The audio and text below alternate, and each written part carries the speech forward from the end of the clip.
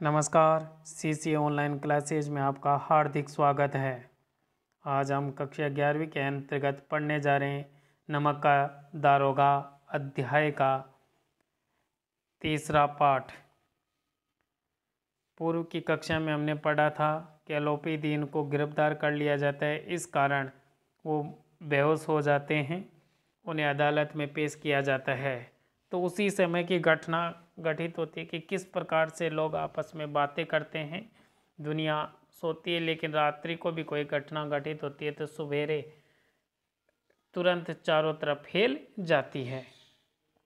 दुनिया सोती थी पर दुनिया की जीभ जागती थी। सवेरे देखिए तो बालक वृद्ध सबके मुंह से यही बात सुनाई देती थी। जिसे देखी वही पंडित जी के इस व्यवहार पर टीका टिप्पणी कर रहा था। पंडित जी अलोपीदीन के व्यवहार पर कि उन्होंने नमक की चोरी की, इसी पर सभी लोग उन्हें भला बुरा कह रहे थे। निंदा की बौछारें हो रही थी, उन्हें भला बुरा कहा जाने लगा था। यानी छोटे बड़े लोग सभी उन्हें बुरा भला कहने लगे थे। मानो संसार से अब पापी का पाप कट गया। लोग आपस में बातें कर रहे थे कि जो पापी था उसका पाप कट गया, अर्थात चारों तरफ अब ईमानदारी भले मानस का वातावरण या अच्छा वातावरण बन जाएगा। पानी को दूध के नाम से बेचने वाला गवाला, यानी अब उन बुरे लोगों के बारे में बताया जा रहा है जो बुरे कार्य करते थे, लेकिन इस समय वो भी अपने आप को ईमानदार साबित करने की कोशिश में लगे हुए थे कि हम तो देखो ऐसे हैं, ईमानदार हैं, ये देखो ये रहा पापी। कल्पित रोज नामचे भरने वाले, यानी रोज नामचे यानी दैनिक क्रियाकलाप करने वाले, दैनिक रजिस्टर में यानी जो घर बैठे या कल्पना के आधार पर जो कार्य करते थे रजिस्टर में भरते थे, वो भी अधिकारी। रेल में बिना टिकट सफ़र करने वाले बाबू लोग, जो रेल में बिना टिकट के सफ़र करते थे बाबू, वो भी जाली दस्तावेज बनाने वाले सेठ और साहूकार, ये सब के सब देवताओं की बाती गर्दने चला रही आई। ये सब अपने आप को इस समय भले मानस या सत्पुरुष समझ रहे थे। जब दूसरे दिन पंडित अलोपीदीन अभियुक्त होकर कांस्टेबलों के साथ हाथों में हथकड़ियाँ, हृदय में गलानी, हृदय में दुख और शोभ भरे लज्जा से गर्दन झुकाए अदालत की तरफ चली तो सारे शहर में हलचल मच गई। मेलों में कदाचित आंखें इतनी व्यग्र नहीं होती होंगी। इस समय यानी लोगों का मेला सा जुट गया था और सभी लोगों की नज़रें पंडित अलोपीदीन पर टिकी हुई थी। भीड़ के मारे छत और दीवार में कोई भेद न रहा। भीड़ बहुत ज़्यादा इकट्ठी हो गई थी। किंतु अदालत में पहुंचने की देर थी। पंडित अलोपीदीन इस अगाध वन के सिंह थे, यानी यहाँ जो उनका शहर था उसमें वो एक सिंह की बाती रहते थे, क्योंकि सभी लोग उनका मान सम्मान करते थे। वो एक प्रतिष्ठित व्यक्ति थे। जिस प्रकार से एक जंगल में सिंह होता है, शेर होता है, तो उसके भय से, उसके आतंक से सभी लोग भयभीत रहते। उसी प्रकार पंडित अलोपीदीन के व्यवहार से, उनकी धन संपत्ति से सब लोग उनसे अच्छा व्यवहार करते थे। उन पर कृपा दृष्टि थी। कुछ लोग उनके भय से और कुछ उनकी रहमत से उनका आदर सत्कार करते थे। पंडित अलोपीदीन इस अगाध वन के सिंह थे। अधिकारी वर्ग उनके भक्त, अमले उनके सेवक, वकील मुख्तार उनके आज्ञा पालक और अर्दली चपरासी तथा चौकीदार तो उनके बिना मोल के गुलाम थे। यानी सभी अधिकारी, बाबू, चौकीदार सभी उनके गुलाम थे। उन्हें देखते ही लोग चारों तरफ से दौड़े। सभी लोग विस्मित हो रहे थे, सभी लोग आश्चर्यचकित हो रहे थे।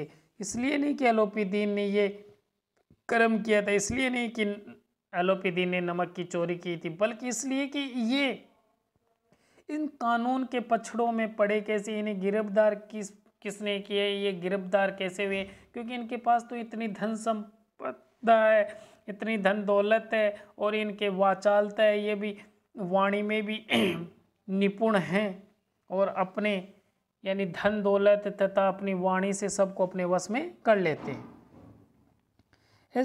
बल्कि इसलिए कि वह कानून के पंजे में कैसे आए। ऐसा मनुष्य जिसके पास असाध्य साधन, यानी इनके पास सब कुछ साधन थे, ये अपने साधन बल के बल, धन के बल, सब कुछ असंभव कार्य भी संभव कर सकते हैं वाला धन और अनन्य वाचालता हो, वह क्यों कानून के पंजे में आए? प्रत्येक मनुष्य उनसे सहानुभूति प्रकट कर रहा था।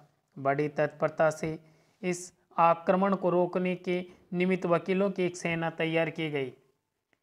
अलोपीदीन को न्याय दिलाने के लिए, उनको बाइज्जत बरी करने के लिए वकीलों की सेना तैयार हुई। न्यायालय के मैदान में धर्म और धन में युद्ध ठन गया। अब न्यायालय में, अदालत में धन और धर्म के बीच युद्ध चलने लगा, यानी दोनों के बीच में पक्ष सुना जाने लगा।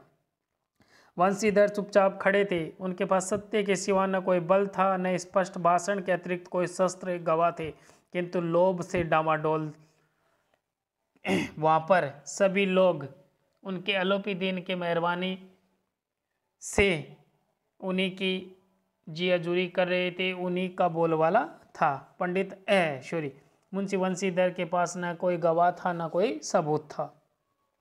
यहाँ तक कि मुंशी जी को न्याय भी अपनी ओर कुछ खींचा हुआ दिख पड़ता था। उन्हें मुंशी वंशीधर जी को भी ऐसा लग रहा था कि पंडित अलोपीदीन बाइज्जत बरी हो जाएंगे, मेरी तरफ यहाँ न्याय नहीं है, क्योंकि मेरा पलड़ा कमज़ोर है। वह न्याय का दरबार था, परंतु उनके कर्मचारियों पर पक्षपात का नशा छाया हुआ था।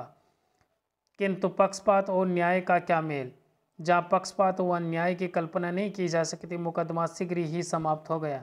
डिप्टी मजिस्ट्रेट जज ने अपनी तजवीज़ में लिखा, अपनी डायरी में लिखा, पंडित अलोपीदीन के विरुद्ध दिए गए प्रमाण निर्मूल, यानी इनमें कोई प्रमाणिकता नहीं है, भ्रमात्मक, भ्रमवश तैयार किए गए। वह एक बड़े भारी आदमी है, प्रतिष्ठित व्यक्ति हैं। यह बात कल्पना से बाहर है कि उन्होंने थोड़े लाभ के लिए ऐसा दुस्साहस किया हो। यद्यपि नमक के दरोगा मुंशी वंशीधर का अधिक दोष नहीं है, लेकिन यह बड़े खेद की बात है कि उनकी उद्दंडता और विचारहीनता के कारण एक भले मानुष को कष्ट झेलना पड़ा। हम प्रसन्न हैं कि वह अपने काम में सजग और सचेत रहता है, किंतु नमक के मुकदमे की बढ़ी हुई नमक से हलाली ने उसके विवेक और बुद्धि को भ्रष्ट कर दिया। भविष्य में उसे होशियार रहना चाहिए। वकीलों ने यह नमक का दारोगा सुना और उछल पड़े। पंडित अलोपीदीन मुस्कुराते हुए बाहर निकले। स्वजन बंधुओं ने, उनके प्रियजन भाई बंधुओं ने रुपए की लूट की, यानी चारों तरफ उनके ऊपर रुपए उड़ाने लगे।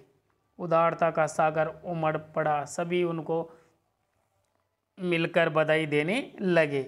पहले तो उनकी बुराइयां कर रहे थे, लेकिन जैसे ही वो अदालत से बाइज्जत बरी हुए, सब उन्हें भला मानस और उनका मान सम्मान करने लगे। उन्हें कहने लगे, आपकी तो ये गलती नहीं थी, ये गलती तो वंशीधर की थी जो आपको इतने महान पुरुष को गिरफ्तार कर लिया। उसकी लहरों ने अदालत की नींव तक हिला दी। जब वंशीधर बाहर निकले तो चारों ओर उनके ऊपर व्यंग्य वाणों की वर्षा होने लगी। अब जनता वंशीधर को भला बुरा कहने लगी। चपरासियों ने झुक झुक कर सलाम किए, किंतु इस समय एक कटु वाक्य व्यंग्यात्मक रूप से चपरासियों ने उन्हें झुक कर सलाम किया। एक एक संकेत उनकी गर्वांगनी को प्रज्वलित कर रहा था। एक एक जो संकेत है, ये जो उन्हें अर्दली चपरासी जो उन्हें सलाम कर रहे थे, तो उन्हें ये सभी संकेत एक अग्नि की भांति उनके गर्व को खंडित, उनके जो उन्होंने किया था, ईमानदार होने का जो प्रमाण दिया था या ईमानदारी के वशीभूत होकर उन्होंने ये कार्य कर रहा था, तो सभी इस प्रकार से उन्हें दुख हो रहा था कि मैंने जो अच्छा कार्य किया, लेकिन मुझे परिणाम क्या मिला। किंतु इसी समय कटु वाक्य एक एक संकेत उनकी गर्वांगनी को प्रज्वलित कर रहा था। कदाचित इस मुकदमे में सफल होकर वह इस तरह अकड़ते हुए न चलते। आज उन्हें संसार का एक खेदजनक विचित्र अनुभव हुआ। उन्हें वास्तविकता का पता चला कि लोग धन की कदर करते। धन, जिसके पास धन दौलत संपदा होती है, उसकी अधिकारी बाबू सभी वर्गों में मान सम्मान होता है। यहाँ आज उन्हें ऐसा महसूस हुआ कि धन के सामने धर्म असफल हो गया। न्याय और विद्वता, लंबी चौड़ी उपाधियाँ, बड़ी बड़ी दाढ़ियाँ, ढीले चोगे एक भी सच्चे आदर का पात्र नहीं है, क्योंकि ये सभी लोग दिखावा करने वाले हैं और सभी अलोपीदीन की जी हजूरी में लगे हुए थे, उन्हें झूठा साबित करने में लग गए थे। नमस्कार, आज के लिए इतना ही। धन्यवाद।